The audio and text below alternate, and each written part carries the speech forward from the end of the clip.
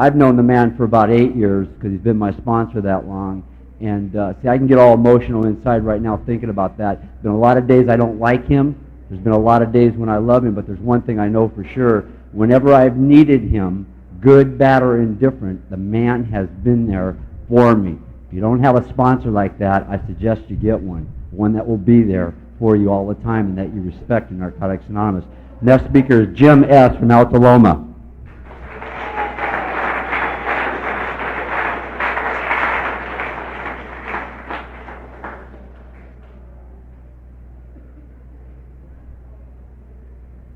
Hi, my name is Jim. I'm an addict. Okay, take a second. Get over the butterflies here. I have to tell you, there's a lot of people in this room that saw me when I came in. And, you know, when we get kind of caught up in our own recovery, especially, I'll speak for myself. I've been around for a little while. And I don't go to a lot of meetings where there's a lot of people in the group that have been around longer than I have. And I think I need more of that. I think it's important to be around people sometimes that saw you when you first came around. It kind of helps you stay right size.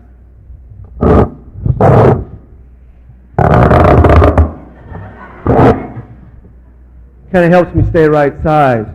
On the other hand, there's probably nobody that helps me more than the newcomer. Listening to them share their experience, strength, and hope keeps me centered. It keeps me mindful of the reasons why I came and stayed in Narcotics Anonymous. This is really weird, man, I'll tell you. I can't hear myself. I feel like going like this. There's only one way I know how to do this, and that's what it was like, what happened, what it's like now. One time I tried it. Thanks, Rod. One time I tried to do that, but I did it backwards. And I lost my place, and I started stuttering, and so I don't think I want to experiment with how I share who I am and what happened to me. I'm a product of Catholic schools. I'm a product of the San Fernando Valley, east, west, north, south. Never went to the penitentiary. Spent a little time in the county jail. Although I like institutional life, it never really bothered me. I enjoyed psychiatric hospitals. I enjoyed the service. I like detox. I was a regular in psychiatric hospitals. There's nothing at the peak of my using drugs, when I would go in for one of those little 10-day detoxes, there was nothing that excited me more than getting not so much the first dose of methadone, but the second one is the one that kind of set me up. And finding out who had the candy connection. You go down and get me a big bag of Cherry-Alettes and a couple of Louis L'Amour novels. Find out what time the TV was on. Every now and then the bingo lady would come by and you win an apple or an Oreo cookie or something like that, and kick back on those big Naugahyde chairs in front of the TV. I could die in that kind of environment. I remember sitting in those places, though, and looking back and remembering when I was a kid, you know, like before I was 10 or 11, prior to that I wanted to be a fireman, or I wanted to be a doctor, or I wanted to be a baseball player, and all of those little dreams and all those fantasies, and they were all possible in my mind at that age. I had already started to experience a lot of inferiority and a lot of insecurity, but I was still capable of dreaming, and I was still capable of having those kind of fantasies of what I wanted to be when I grew up. By the time I was 14 years old, those were all gone. There was absolutely, and I knew it in my guts, there was no way that was ever going to be me. I started using chemicals when I was about 11 or 12 years old. My first drug was gasoline. I met a guy lived across the street from me. I came home from Catholic school in those little salt and pepper corduroy pants and that little shirt with the initial on the front, and I'd run inside that house and I'd get changed as fast as I could, and I'd go sit at my front porch or start hanging out in the neighborhood, and I'd watch this guy. He lived across the street. His name was John Edward, and his last name started with an F. I'm not going to give up his whole name, but everybody called him Jeff. And it was just so cool that his initials made up another name, and he went by that name. So you kind of knew from the gate that this guy was blessed. He wore French toe shoes and Sergei shirts and black khakis and a stingy brim and had a little umbrella with a gold lion, a brass lion's head on it. And this sucker would just glide down the street, man. He wouldn't walk. You couldn't even see him bob. He would just glide. And I knew that he had something that I wanted. One day he motioned me over to his garage, and that was where all us youngsters knew there was big things going on in that garage. Nobody quite knew what. At night you could look in the window, and he had black light in there, those black lights that kind of glowed that purple color, and you could see it coming out of the little garage window. So you knew it was very mysterious. The first thing that I was hooked on was not the high. It was not the drugs. It was the culture. It was the image that went along with getting high. It was the secretness of it all. It was all the clandestine stuff, the stuff that you did behind everybody else's back and only a few people knew about it. That excited me. And what was going on in that garage, I was hooked on that before I was hooked on what I was going to get loaded on. He invited me in, and I sat down in a little milk carton, and we started folding this rag up, and he put something on it, and he showed me how to hit that rag. And he put on some jazz, and so I'm sitting there fucked up on gasoline listening to jazz at 12 years old, man. And it was over, you know. I was hooked. I wasn't strung out on Ethel, you know.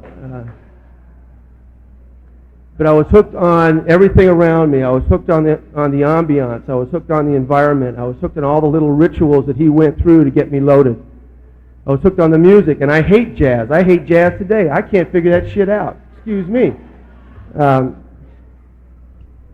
It only made sense when I was on acid.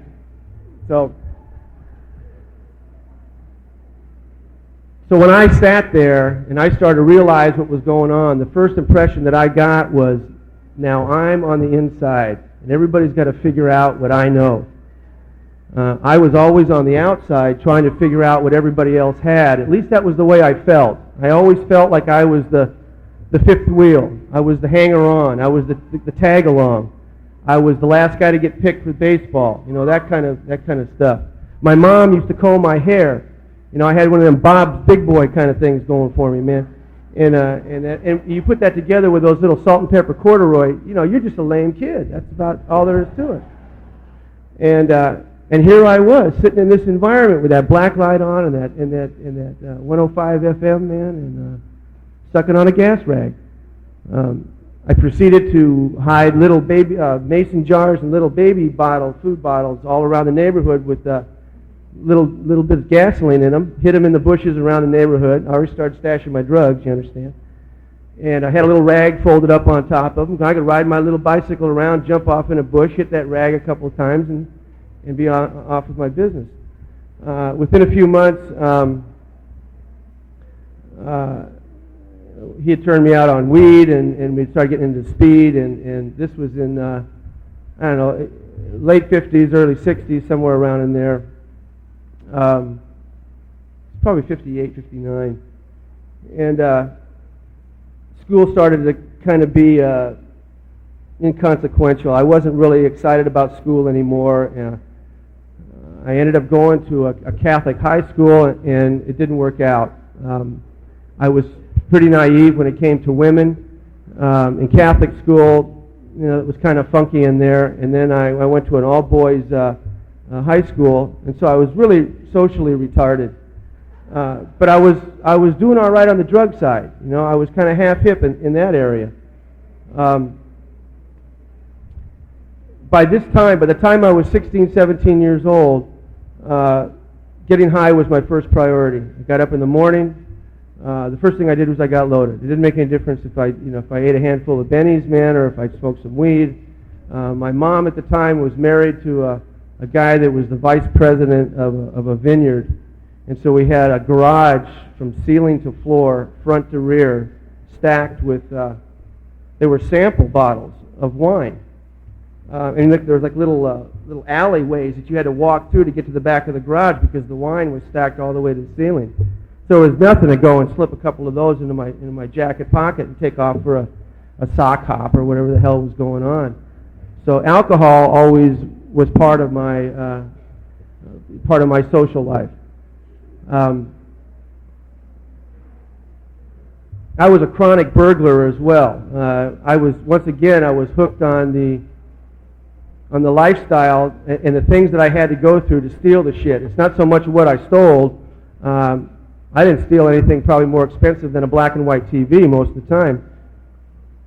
But I really enjoyed, on a hot August night, kind of getting all dressed up in black. Remember It Takes a Thief? Remember that show a long time ago? That was me, man. Creeping around those bushes, my heart pounding. You know, I could hear my heart beating in my ears. Standing outside those windows, trying to figure out there was someone home. You know, doing what it took to get inside and rummaging around through people's stuff. It was like another drug to me. You know, and I'd walk out with a toaster or a blender or a typewriter or something like that. It would, you know, every now and then I'd get lucky and hit a coin collection. And, you know, nothing serious. But I immediately try to convert whatever I stole into some money to buy some drugs. I don't think I was quite at the point in my early teens where I needed to steal to buy drugs, but it just made it a lot easier. So once again, the lifestyle was there. I'm an image player, man. I like to get, in those days, I always felt that I was being judged on who I was hanging out with and how I looked and how I sounded and how my hair was cut. So I was very self-conscious about those kind of things. Oh, by the way, back when I was 13 years old, that guy that turned me out on the gasoline, I went out and actually got myself some French toe shoes and some khaki pants and a Sir Guy shirt and a little stingy brim, and I'd hang out down at the it was an ice rink and a roller rink.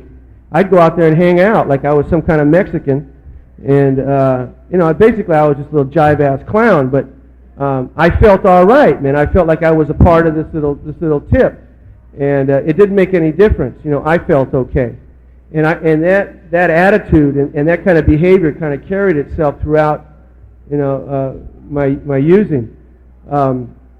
When I was 16, there were 17. There was the thing that was going on was the Vietnam War was kind of starting to churn, and I had dropped out of school, and I told my mother, my parents were divorced, my dad was an alcoholic, and he kind of took off, and so I told my mom that my college, my education was going to come from the road, and I was going to travel the world and hitchhike across the United States and get my education. Basically, I just wanted to get loaded and not have anybody rag on me. So I ran away from home, and I would constantly do that. I'd be gone for a year, 2 years, sometimes 3 years at a time. You know, but I'd always come creeping back into Mom's spare bedroom. When I was 15, 16 years old, 17 years old, I had my first car, and that's when the Beach Boys were out. There was all that surfer shit going on.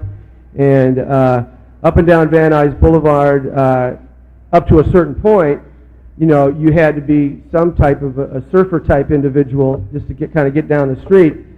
So I had a Woody, and I had bleach blonde hair, and I had one of those big chrome 14-play record players in the car, and driving up and down, and with a surfboard sticking out of the back end, just doing that surfer thing, man, staying loaded. The fact that surfboard had never been in the water didn't make much difference to me. It was that image that was all important. You know, some of these people wanted me to go out there at 6 o'clock in the morning and drive to Malibu, and go out there and get all kinds of sand up your ass and get them knots on your knees and shit. No, I don't think I'll do that. I mean, tonight, when you get back, let me know, and we'll drive down Van Nuys Boulevard. I'll play that. Or maybe every now and then I'd go, but I'd lay up in the car, and I'd drink some wine, smoke some weed, and that'd be about as far as I ever got. I could talk a good game, though. I could talk all that surf shit, but I didn't like to participate in it. By the time I was 18, 19 years old, it was pretty evident that everybody of my age group was going to be going to the Army. And unless I was willing to get married or go to college, I was not going to be able to avoid that situation. And I was scared to death. You know, by this time my drug of choice was heroin. I was hooked more often than not. Burglaries were becoming a way of life. I had a girlfriend who was she was like a Red Cross nurse. You know, she just wanted to save drug addicts, and I happened to be the one that she was around at that time. So, I was in this relationship with this normie girl, and she was trying to save me from the drug lifestyle, and I was trying to be saved, and I was trying to be a good patient most of the time, and that was kind of a sick relationship. At 19 years old, I knew that I was going to. I tried to go to college. I went to Valley Junior College for a day. I went in, and some guy yelled at me for not having the right book. He said, "Oh, you're supposed to have the book. You've had 3 weeks to have the book," and blah blah blah. And it was, hey, you know what? Fuck you. I quit college. And I went out. And, I got a little round of applause as I left the classroom. And I went out and I drank a half pint of tequila and ate some Reds, and gave myself a pat on the back for trying. And I talked to a couple of my partners, and one guy was getting married, another guy was going off to school, and I volunteered for the draft. I went down to the draft board and told the guy that here I am. I don't want to enlist because I knew that I would have to go into the service for 3 years, but I'll volunteer to be drafted next, as if I was some kind of patriotic dude. And the guy said, "Hey man, you're third on the list anyway. I mean, we're going to get you like the day after tomorrow." So that kind of ranked my thunder, and I took off for the service. And I thought, all right, if I'm going to go into this thing, these people are going to save me. These people, this environment is going to make me what I haven't been able to do for myself. They're going to turn me into a man. They're going to teach me responsibility. They're going to teach me how to take care of myself. And once again, I know that that's a pattern of looking for outside things to change what's going on the inside. Looking for you to help, for you to change me rather than me to change me. When I got into the Army and I got into the service, it was the same thing. I mean, I actually thought that there wasn't going to be anybody in there that was using drugs, and it was going to be a complete drug-free environment, and we were going to march and learn manners and, kill a bunch of people, and then everybody's going to applaud, and I'd be a man. That would be it. Obviously, it didn't work that way. Got into the service, ended up going to Vietnam for a year, and the scary thing was, as I progressed from the States over to overseas, it started to get more real. It started to get, this wasn't a game anymore. And when I got off the plane in Vietnam, there was a guy that walked up, and he weighed about 100 pounds, real skinny, all sucked up, and had just every weapon known to man strapped to his body. Grenade launchers and 45s and M16s and bandoliers and a knife and the grenades and all this shit. And he said, "Hey man, you want some acid?" And I thought, oh my God, man, they're here too, and everybody's got a gun, So I was scared to death. I thought that there was going to be, I don't know what I thought. I thought there was going to be some order to this chaos. Obviously there wasn't. I spent my time over there basically gathering lies to tell when I got back. As bad as it was, it wasn't that bad, And I'll tell you right now that I don't regret it. I'm kind of glad I experienced it. I can today, 25 years later or whatever, I can say, it was a goof. I'm kind of glad it happened to me. It didn't do much to change me. It didn't do much to change my opinion of who I was. It didn't give me any new tools to live life with. And when I came back, I was a little embarrassed, because of what was going on in the United States. I was a little embarrassed that I had done it. When I came back, not one thing had changed. The same people were there, in the same houses, the same connections, the same insanity, same little crime partners waiting for me. I got loaded for free for a couple of weeks, just on telling some bullshit war stories. And then it was basically, hey, homeboy, you got to kick down for your own now. And it was life as usual. I had to kind of play catch up because it was all that hippie shit going on. And I just come back from Vietnam. I had to grow some hair real fast. And when you got that short hair and that little stingy mustache and you're trying to wear bell bottoms and some tie-dyed shirt, man, no, it wasn't working. So I went up to San Francisco and kind of hid out for a while and stayed as crazy as I could, and play and try to make up for the 2 years that I had been gone. In that 2 years, along with my old friend heroin, I probably did anywhere from 400 to 600 hits of acid, and I forgot what I was saying. I'm sure there's some kind of damage that is inherent with that type of behavior. I just can't remember what it is, man. That was a blur, man. That was a nightmare. I was really grateful, I guess, once that stuff kind of died down, I can get back down to business. The next 4 or 5 years, 6 years, altogether, I probably got high maybe 14, 15 years, something like that. The next 4 or 5 years were nothing more than an endless pursuit to stop. I knew that I was going to die. I'd started throwing ODs fairly regularly. I'd gone through a little period of time there where I tried to switch from heroin to reds and be cool about it.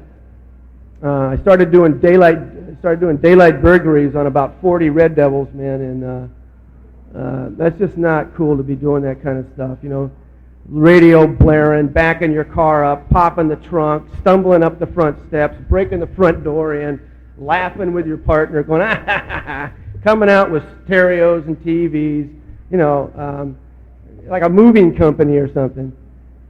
We were just a bust, and I knew that it was over. I had pulled out all the stops, and I had to clean it up.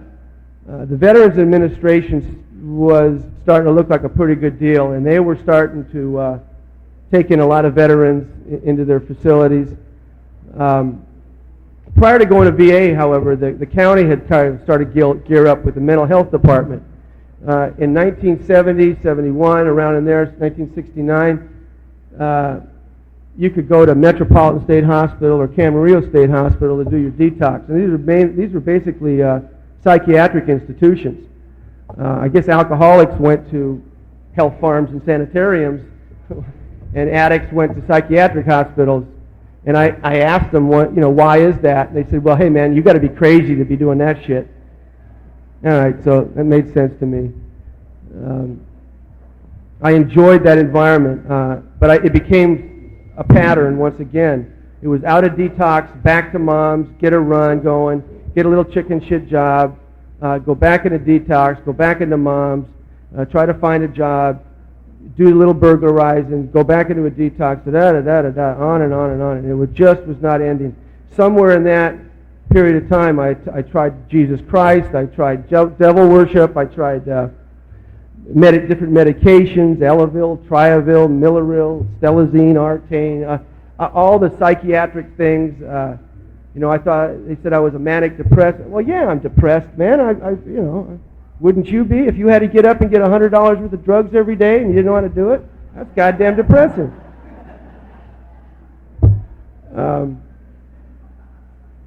So towards the end, and I still hadn't seen anything about a 12-step fellowship. I still hadn't heard of Narcotics Anonymous. The last detox I went in, purely by accident, for the first time someone called me after I had been in there and said, what are you going to do when you get out? No one had ever done that to me before. they'd always got me into the detox, and that was basically as far as you went. This time, the guy called and said, "Hey, man, what are you going to do when you get out?" And I said, "Well, I'm going to move in with Mom's, and I'm going to stay clean." And by the way, staying clean meant, just smoking weed and eating a few Reds and drinking a little beer. And I'm going to get me a job. And he said, yeah, I've heard all that before, but I got something different for you. And there was this recovery house that he took me to. And I walked in there the day after. He said, the only deal was you got to go in right after you get out of the detox. And I said, all right. So we went over to this place, and there they were, the same people that Danny was talking about. Hi, Jim. I'm Bob. Hi, Bob. Everybody wanting to hug you and shake your hand, and most of them did. There were a few people there that kind of hung on the wall and, all right, kind of gave you that. And I guess I can look back now. I guess they weren't going to say hi to me unless I had the right drug of choice. And that kind of determined on whether or not I was going to get a conversation out of them. I lasted a day. I got up the next morning and I ran. I escaped. That's what I did. I made sure no one was looking, and I ran down the street as if everyone was going to chase me. And they could care less. I just opened up another bed. And I came back 3 days later, and they said, well, you were here last week, and you said that you wanted it. Now we're going to try something different. And they shaved my head. They said, we want something personal that belongs to you, that says you want to be here. You've already given us some lip service, so give us something. I didn't have any money. They said, I'm going to take that hair up there on your head. I said, fine, take it, punk. I can handle that shit. And they shaved my head, and man, I looked foolish, man. I really did. And I remember going into the bathroom and looking at myself in the mirror and saying, man, you must really want something real bad, to allow people to do that to you. And 2 weeks later, they kicked me out. And I had to go back to the neighborhood, and I had to go back to the Connections house, and with no hair, looking kind of goofy, kind of humiliated. And about 3 months later, I came back in. I thought that they were going to shave it again. I had a little fuzz coming back, But when I came back in, I was hooked again, and I was really sick. And I told them, I said, you want to cut my hair? Fine. It doesn't make any difference. Well, first I said, let me go home and get my stuff. When they said that they were going to bring me in, I said, let me run home and get my stuff. And they said, no, we don't want you getting any stuff. You're here now, man. You're going to stick around. And I went in there, and they took me off to Big Bear for 3 days, and because the house was going on a camping trip. And I kicked up in Big Bear, and I went through what I had to go through. A couple times I had my shoes on and my clothes on. I was getting ready to walk down this mountain, and between sitting on the shitter and puking, I just couldn't get it together. And before I knew it, 2 days had gone by, and 3 days had gone by, and I had kicked. I came back down the hill and back down to the program, and we started going to meetings, and I started paying attention in the meetings. And I remember going to a meeting out in Venice or something, and out in the back there was a guy, an old drunk, man. He was throwing empty half pints at the back wall of the meeting. He was just smashing them on the wall. And one of the people that had drove us out there, they said, see that guy right there, man, that guy, he was the main speaker last week. He had 17 years. And this guy was shit-faced drunk, man. And then it came to me, it came upon me how subtle this disease is, and how quick it could leave us, and how important it was that I go to the meetings and I start to put the steps in my life. The speaker at this meeting was a little blue-haired lady. She took Valium and drank wine out of little cut crystal glasses, and she did her ironing while she watched soap operas. This is not the kind of person that I'm really going to identify with. But she talked about feelings. She didn't talk about her drug of choice too much, and she didn't talk about what she had to do to get the drugs. What she talked about was the feelings that went through her, and the feelings and the way her heart felt when she was just locked up in that house trying to stay loaded on that wine and that Valium. And I was getting chills. I was kind of looking around the room to see if anybody saw me identifying with the loneliness this woman was feeling, because those were a lot of the same feelings that I had the last 5 years that I was using. And I didn't know who to tell about it. I didn't know where I could go with that kind of stuff. I didn't know who I could tell, hey man, from the time I was 12 years old, I was a half-hip junior flip, man. I was bullshit. I was a liar. There wasn't anything about me that was honest. I'm the kind of guy, that'll steal your dope and spend a half an hour helping you look for it. That was me. There was no friendship, there was no homie, don't you know me, and there was no real feelings about people that I used with. I remember asking one guy I used with for 10 years, I said, hey man, how long are we going to do this? He said, hey, shut up. Man, we don't talk about that. We're going to do this until we die.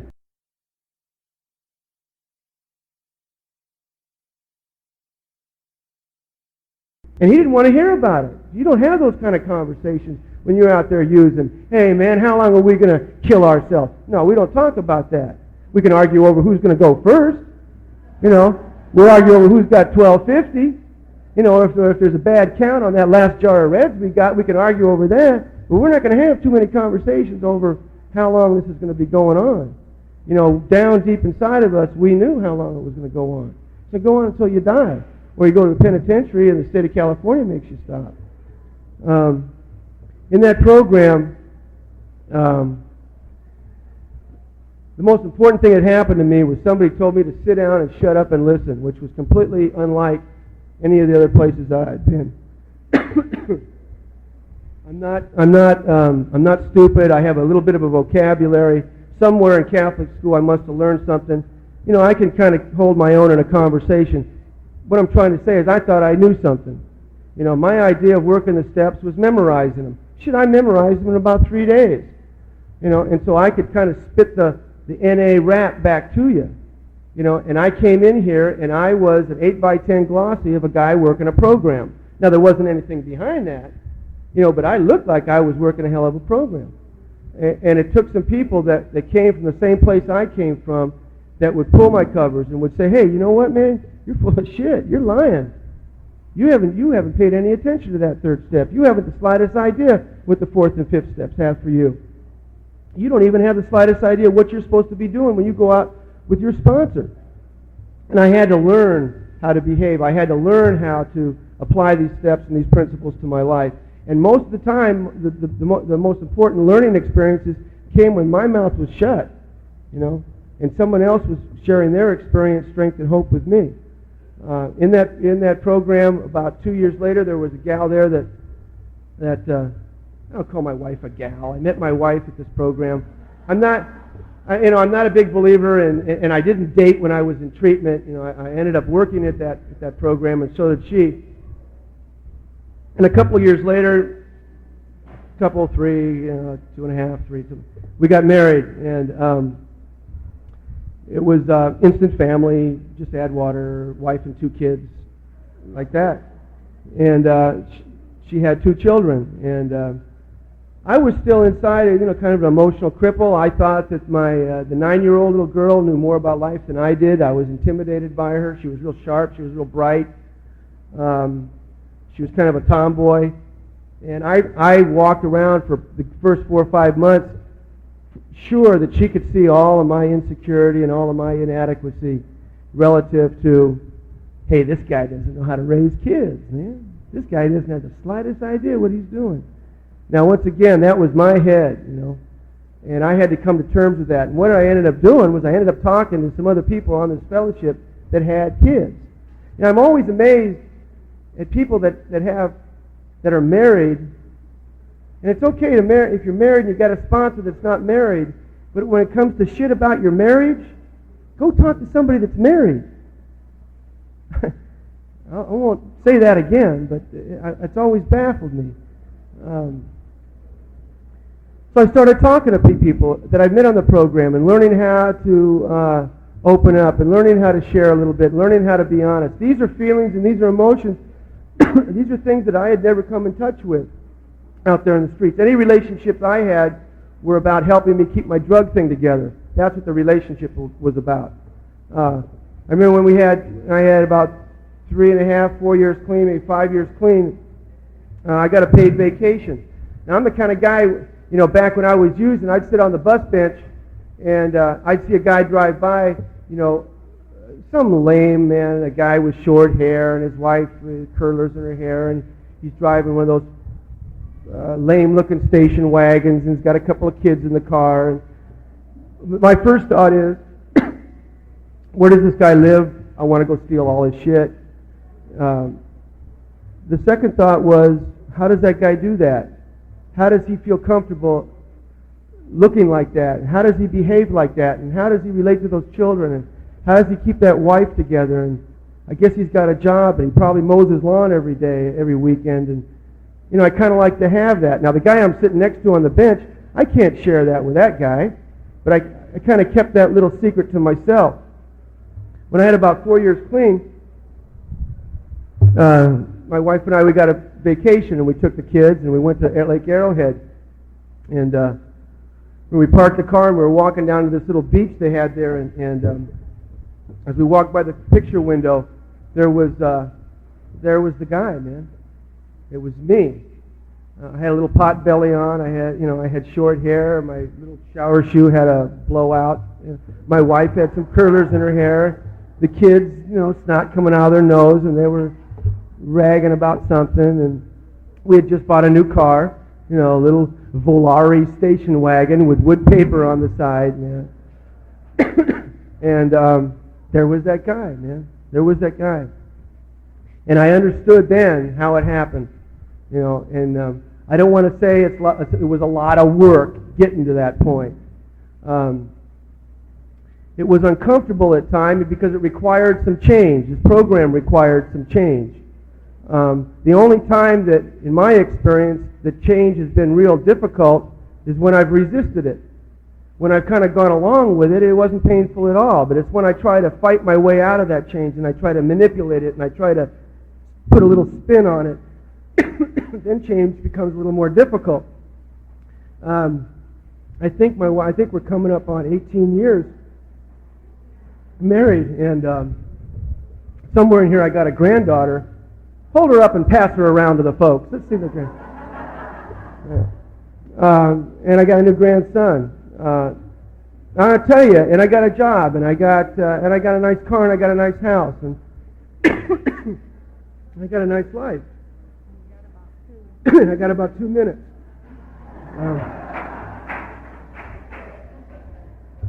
Thank God I had a sponsor that reminded me on a regular basis that that's not what I came here for.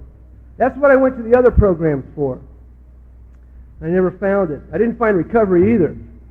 When I came back in the last time, he insisted that I understand what I came here for is to find a way to be free from active addiction. If I'm here for any other reason, I'll probably get it. I'll probably find what I came for. But I'm not going to find freedom from active addiction. So he kept me very focused on working the steps and sharing with newcomers and eventually sponsoring people and trying to carry the message when I'm asked, never saying no to an NA request, trying to be of service, all the things that we hear about time and time and time again. And one of and that has held me in good stead. It's kept my personal program fairly simple. There's a few simple things that I have to do.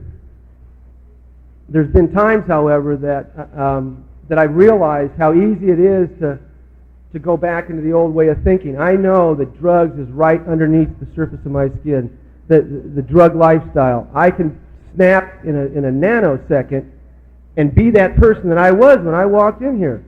It's just that close and it's just that easy. I don't have any trouble at all identifying with the drug lifestyle after 20 years of being clean. And I know the quickest way to get there, and we've heard it time and time again from this podium when the readings were going on, and that has been an attitude of indifference or intolerance towards spiritual principles. When I start to try to manipulate those spiritual principles, or I try to say, God, this is just too damn hard, let me just put a little spin on it, let me just cut this little corner, everything starts to backslide. And it's very easy to get back into that old behavior and that old attitude and that old, you can't tell me nothing. I've been around here too damn long. Don't you know who I am? So it's very important for me. I say this more for me than for anybody else, is to remember that. I want to thank the people that invited me to share my experience, strength, and hope here. I think it's a great idea. I'm sure that this is going to be a thing that we're going to do every year. I would hope so. And I want to thank the newcomer, for being such a important part of my recovery. If it wasn't for you, I would forget who I was in a minute. And I need to have that constant reminder of what it's like in your first 30 days, and what it's like in your first 60 days, and your first 90 days, and to see you go through those feelings and emotions, so that I'm not afraid and I'm not embarrassed to share those same feelings and emotions when I'm sitting in a meeting. God forbid there should be a meeting with just a bunch of people with 20 years. How fucking boring can you get, man? The newcomer is the lifeblood of this program. Thanks for letting me share.